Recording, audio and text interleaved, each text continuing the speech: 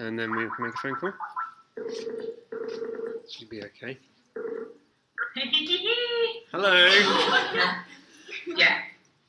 Hello. Hello. Hi. Hello. Hopefully we stay online.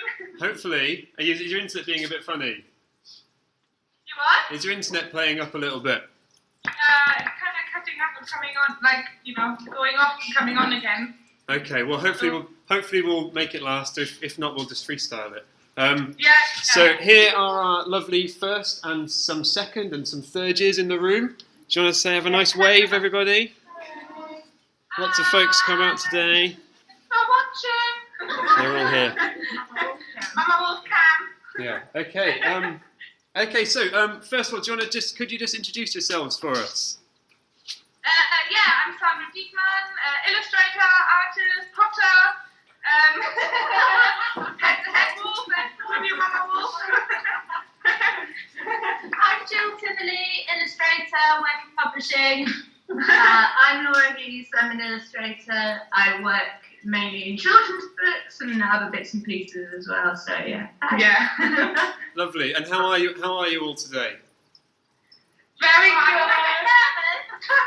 A little bit. There's no need to be nervous. We just had a sip of bubbly. Oh, really? Yeah. What, with lunch? No. Loosen us up, but Yeah. Well, that's good. That's good. It'd be nice if we could all have a nice glass of wine during this chat. That'd be quite good. Yeah. Nice way to move these things forward. Okay, cool. So, could you explain to us where you are today as well? We can open the gate. We're in our joint studio called Studio Mama Wolf, which we had since May last year. And there's 4 of us. Is Laura there? Sophie is working over there. Yeah. Sophie illustrates. Very, very good. Good. But she's too busy to talk to us. She's our 4th member. So we moved in as 3 of us, and then became. And then we wanted to, get a nice, sprightly young thing, and make it easy on the wallet as well. So we're sharing with 4 now. And whereabouts is your studio?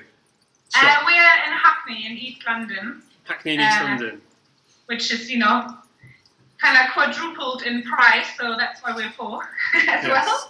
Yeah, okay. And have you got any interesting objects? There's lots of stuff going on behind you. Have you got any interesting artifacts or objects in this space?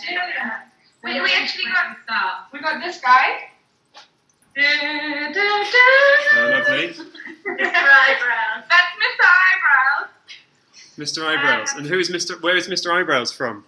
So Mr. Eyebrows was actually a real cat that was a stray that we adopted, and we had in the studio for 2 weeks, and he now lives with my boyfriend, but for my birthday, Laura made me a little replacement, Mr. Eyebrows. So he's always he's got blue eyes and really long whiskers.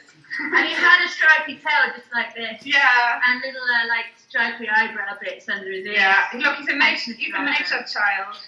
Yeah. And he was the friendliest cat, and we had to keep him, but we couldn't. And Jill even took him home in a cab for one night in her bed. He looked after. Lovely. There's a very, knowing bits about all of your work as well. There's a very animal kind of vibe, animal kind of theme going on, and I've seen photos as well of having studio dogs in every now and again as well. Yeah. That's Peanut from next door. Because I don't want to move the camera because then everything gets even worse with the pixelation. Okay. But it's so outside the door here. There's 5 other shops, and there's a village green and cafes and so a bigger studio complex. Down studios. So there are lots of creatives working in the same time. Architects, potters, photographers. So everybody's kind of mingling outside, and so. Nope. When it's nice and warm, the doors open and the dogs will, they will roll around. We're bringing nature in as well. Lovely. So how do you find that? I suppose I'll come more to kind of your studio specifically in a bit, but how do you find working in that kind of environment with lots of other different kind of creators working in different fields around you? How does that kind of feed into kind of how you approach your own work in some way at all?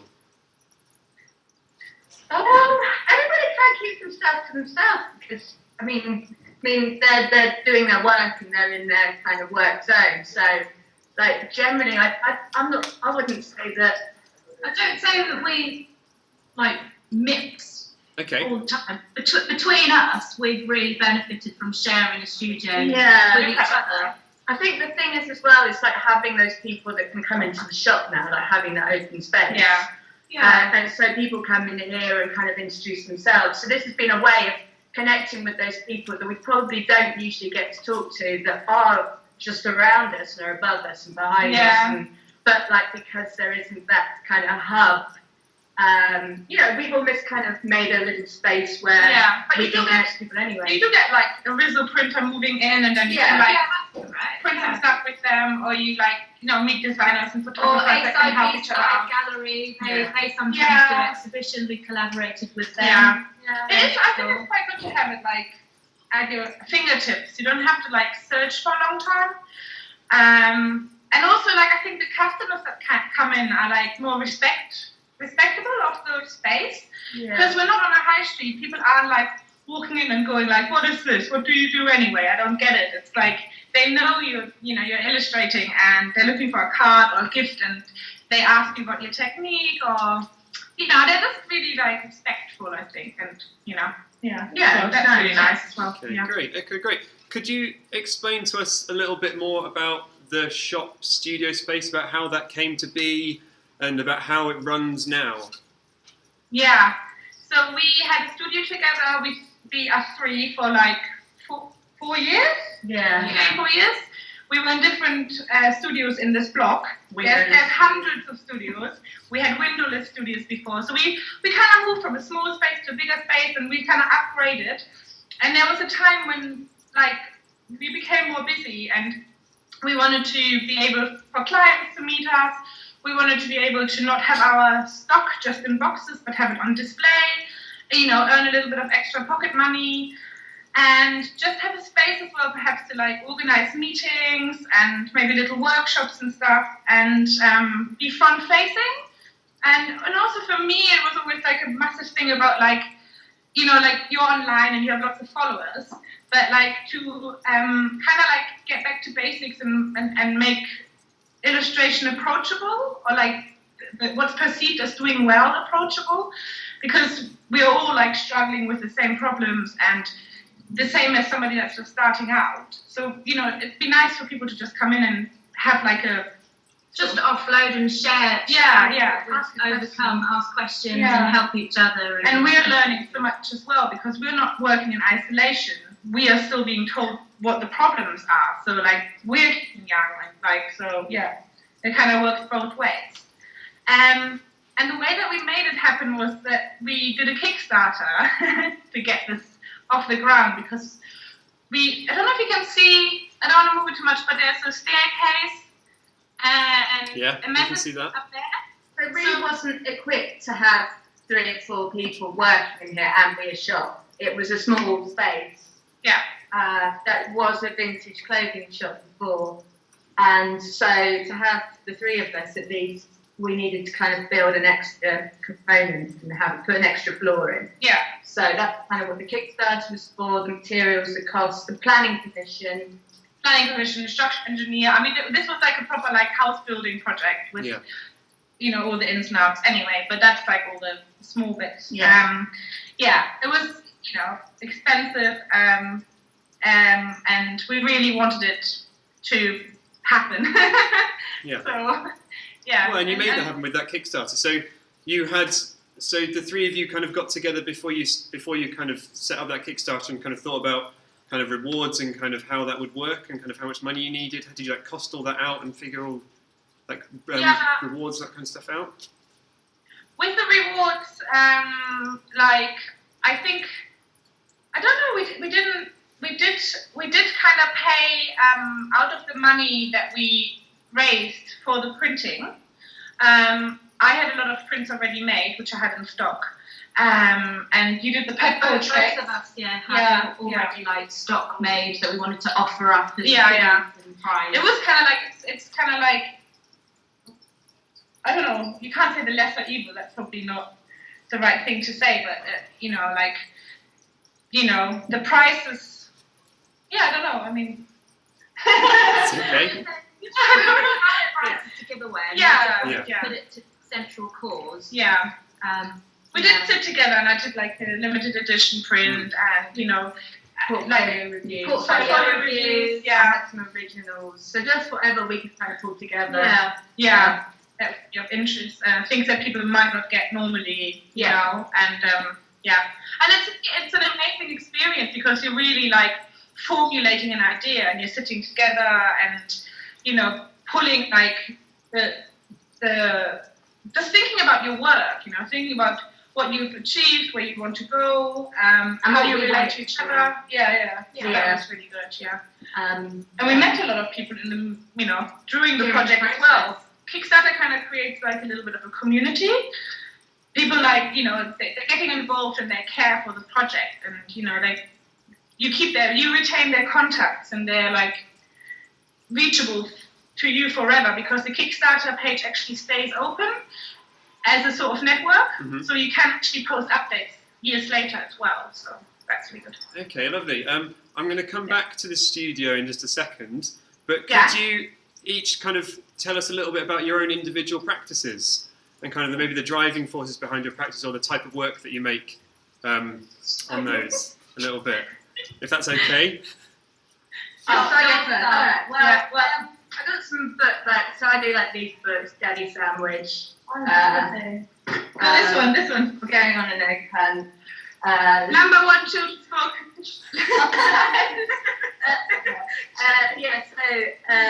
That's like my main cards. Yeah, let her run up. So Laura does mainly children's books illustrations. So she works on several book deals with several publishers at the same time. I think she was doing like 7 at the same time. And Jill works. You go. Jill works in publishing. So I work in publishing predominantly for the whole week, but I also do illustration with a British themed thing. But Laura's back now. No, because you've worked with some really big names. And, I don't know how she fits it all in. Like Jill's a wonderful example of somebody who's just like amazing. Multitasking. It's a real big skill. Yeah. Working for Harrods, doing packaging while preparing a Bologna children's book fair. Yeah, it's a jack of all trades. Try and you know, keep going. But yeah, Laura's Houghton is. So I go back to just greetings cards, like just. Well, you license often, licensing. So often stuff that I've done for cards, then we'll get licensed elsewhere, like prints, that canvas stuff, crackers, wrapping paper, like so strange random things. I did a big project as well for Waitrose a couple of years ago. Over Easter, you would have seen her work all over the shops. Last year, Lots of bunnies and chicks. There's an advert on TV with Heston Blumenthal. I do say it, drinking out of one of my mugs. Nice. How does that? It's all terribly hilarious. Sorry. Yeah. How does that feel when you see Heston Blumenthal drinking out of your mug? Yeah. Well, my stepmom sent me this really excited text going, "Oh, you're on TV," and it's like, "Oh, right, really?" And so I just looked it up and Nice. So Laura, I'll ask you at this point. Are there any kind of ideas, or is there kind of an ethos? Is there a kind of a common thread running through the work that you make?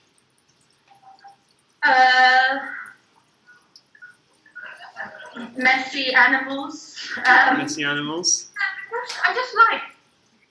I think it's a thing for me, like materials and paint and ink, and there is. It's your signature to be like mixed media, energy, you know. It's a lot of texture. It appeals to the children's book market. Yeah, but there's a slight edge still to it. So Laura's really into heavy metal and would love to draw skulls all day. But again, I had to go the other way, and I had to do soft and cute and fluffy. Commercial. Yeah. Big word, commercial. Do you have a sideline project where you're drawing more skulls and kind of darker things?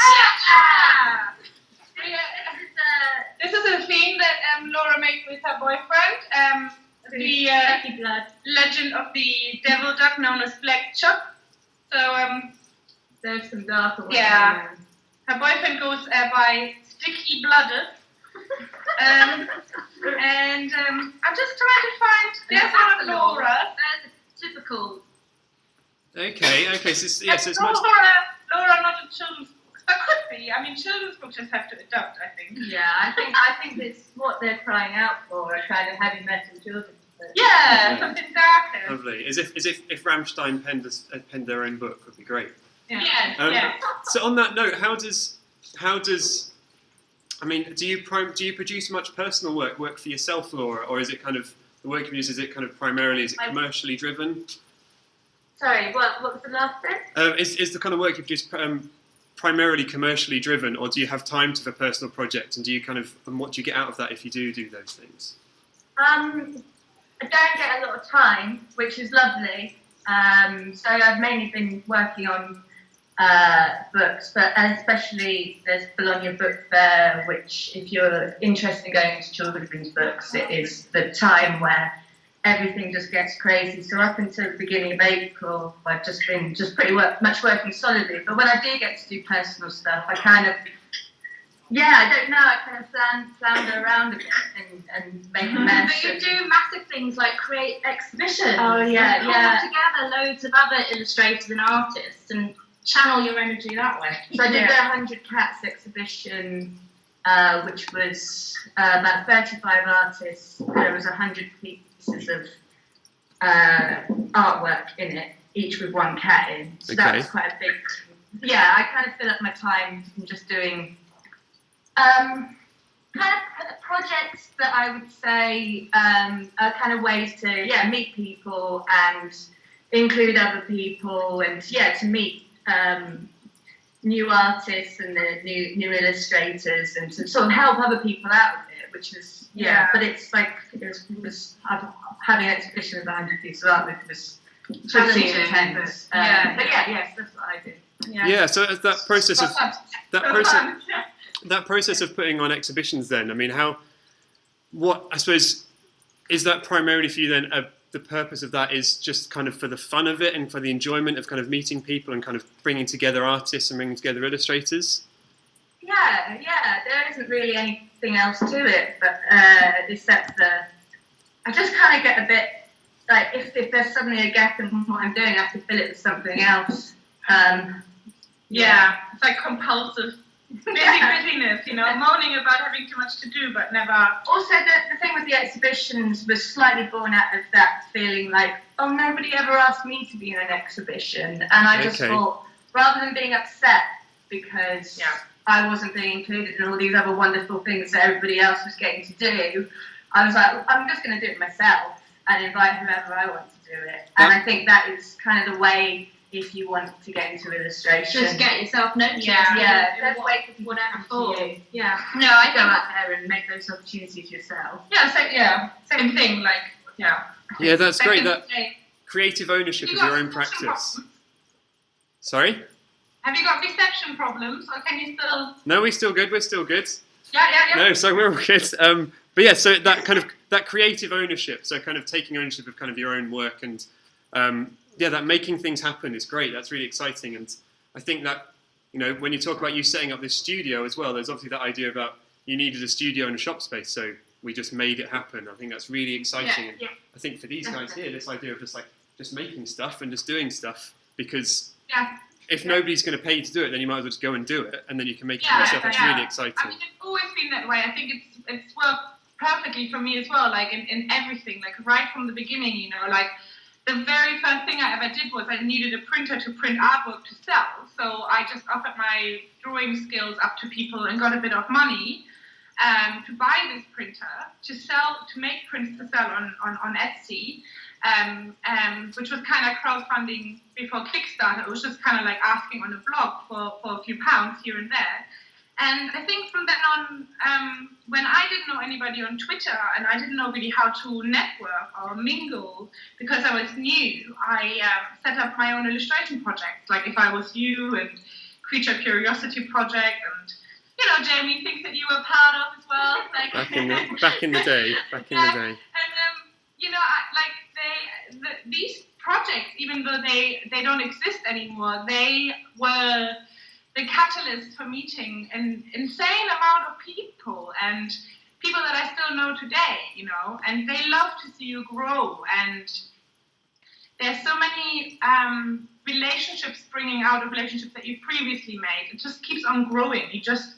I think if you're open and personable, and you know that anything's possible, and nobody's gonna make that, you know, nobody's gonna make your bed for you. Nobody's gonna feed you. Nobody's gonna lay out the carpet in front of you. Like, I think every single thing that you want, you have to work for, and if it doesn't exist, you make it up, and you just, you know, you just kind of like, it's your life to create in a way. You're creative. Yeah. And there really is nobody in the way. So, you know, people love other people taking charge. So they really do. So that's great. So on that note then, Sandra, those like projects that you said you set up, could you go into a bit more detail about those? Yeah, you're really like sort of crackling up, but I can't hear you. Oh, sorry, okay.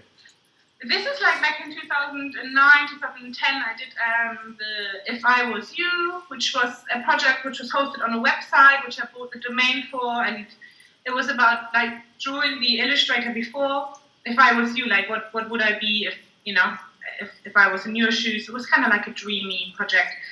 And then I did the story, what was it called? House stories. Like there were stories about houses, but there were also stories of houses, so levels of houses. So every illustrator illustrated a rectangular view inside the level of a house, and it was a scrolling website where you just had it in sort of never-ending, you know, skyscraper of stories. It sounds like a nice idea. Yeah, I was probably thinking at that stage, I didn't have the resources to like get wallpaper printed or something, but somewhere in my head I thought, you know, once we have it there, we might be able to print wallpaper later. But what really happened was that I think those projects, even though they weren't money oriented, were the starting points for being commissioned, because if you're busy with working on projects or organizing projects for others, people like start taking notice of you, and in a way it was like I would like to have done something with these projects and published them, or you know, but after that I just became really, really busy. I started working for clients, and you know, then other clients see that work, and then you start working for bigger clients, and so it's kind of like a snowball effect, you know. You just start like speeding up, keeping busy. Yeah, keep it busy, and then years later, I mean, for everybody, there comes a stage where your snowball is kind of like, I don't know. It kind of refines, doesn't it? Yeah, you kind of try all these different build a snowman with it. and avenues, but then it kind of slowly focuses. You kind of specialise.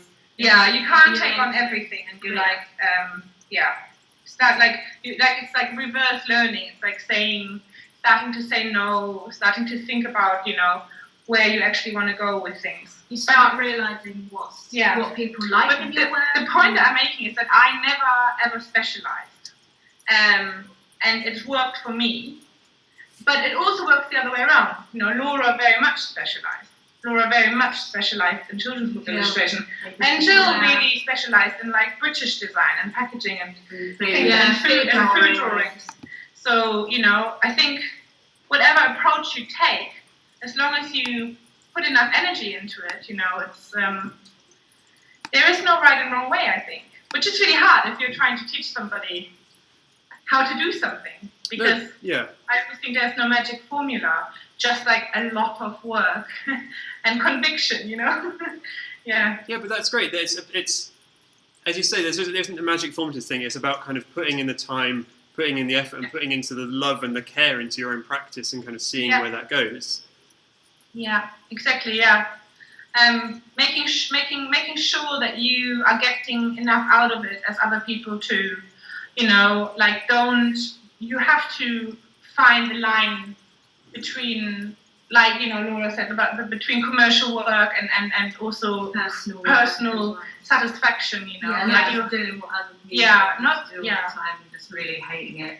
I actually, After doing printing, wasn't it you that advised me to go into markets and printmaking? Yeah, it was from doing something that I thought, I was getting a bit unhappy I wasn't getting any commissions.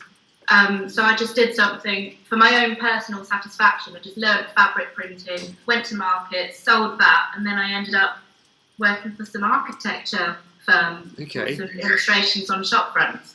So any kind of angle, you just keep it so that you're retaining the love for illustration. You still want to pursue it. You still want to keep going. Stimulate yourself and don't stand still, because nothing is going to come.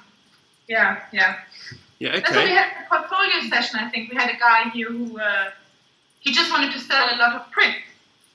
That was his aim. But then we had to say you can't run before you can walk. It's like if a shark stops swimming and it dies, you've just got to kind of keep going with it. Is that a bad analogy? That might be a horrible analogy. I'm not sure. Maybe it's a bit too much. Maybe it doesn't die. Maybe it just goes to sleep for a bit. But anyway, but on that note then of like prints and kind of self-publishing, and Sanji mentioned your Etsy shop, and you all sell kind of cards and items and products. How does that fit in with your illustration practice? How do those two things kind of fit together?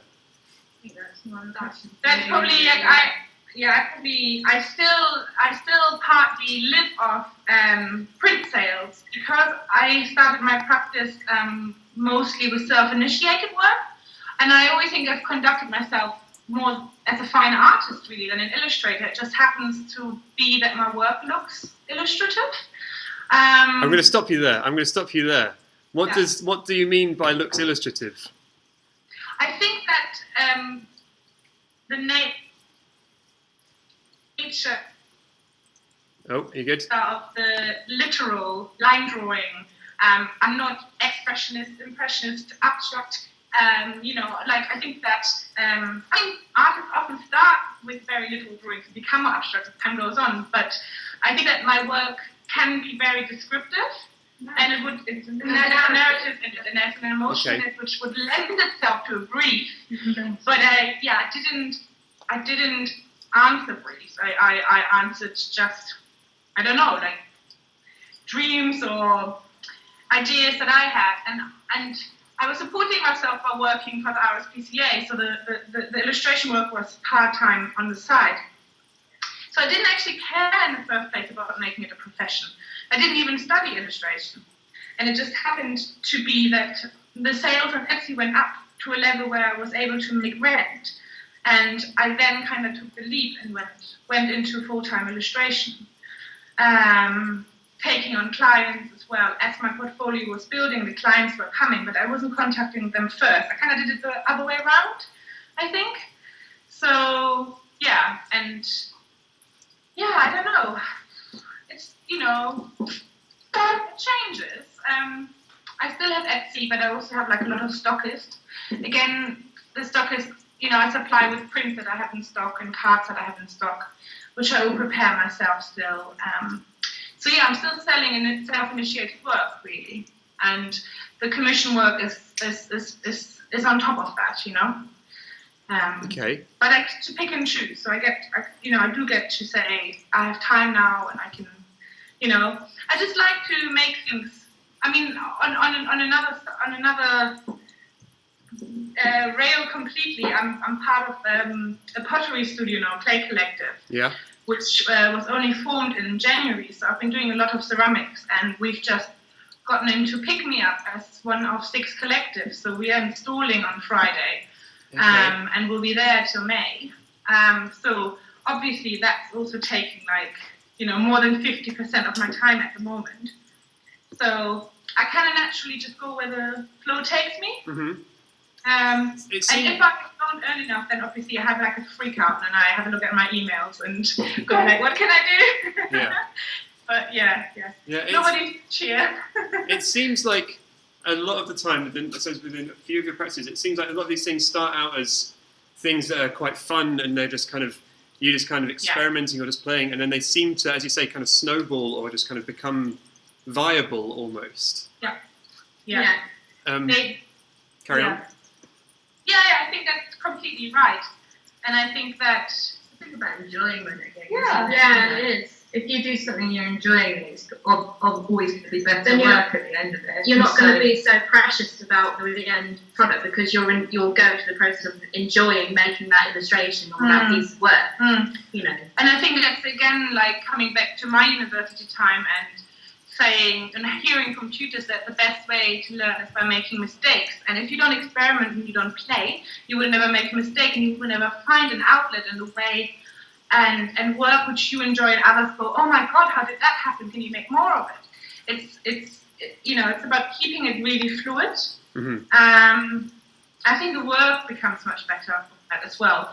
And it's about nobody here is rich, nobody's got parents supporting them, we all have lived on, super noodles and a tin of tuna every day for months and, eating crap. But it's about we're still having a lot of fun doing it, that's fine. I'm not meant to be there. No, that's good, it's honest, it's honest. You not to have things in order, Sorry, say that again? I just said it's okay not to have things in order. Yeah. Things aren't ought to be a certain way. Okay, lovely. So on that note then, you've all got, so it's quite different practices, your output is quite different. So how does this shared studio environment, what are the kind of benefits of that, or what are the difficulties of that as well? I think that it's echoing. Speak back here. Oh, Jamie. Are you there? Just hearing myself really loud. Okay. You're okay here. It's like a cat.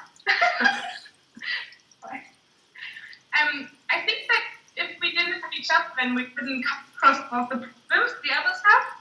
So again, it's beneficial. You're not having a problem pulling somebody at the AOI and saying, "Can you help me here?" You do that as well. But, it helps just to bounce off ideas. How to price something. Have you had certain experience with certain public or Coming back to Hey, you've gone a bit crackly there. I didn't catch any of that. Could you say that last little bit again? well, just it's feedback is bad. Rate our problems from like pricing, ethical things, and this morning little problem. The client asked me to submit the illustrations in a different file format. Okay. It wasn't briefed like that, so it was should I eat that? Like, you didn't ask me to do this, or should I do it? And kind of I've already submitted all my work. That's X time that I'm investing in this project, and that's because they haven't briefed me. Issue. We can talk through. Go back to these, and they sorted it out. It's fine. Yeah. do you want Hang to on. disconnect and reconnect? Yeah. Shall I try hanging up and ringing you back again? Yeah. I'm just getting a bit of funniness here. Yeah, I'll call you back in just a second. We'll get these technical gremlins. I'll just hang up and then I'll call you back. Okay. Sorry about this, guys. It's getting a bit crackly and weird.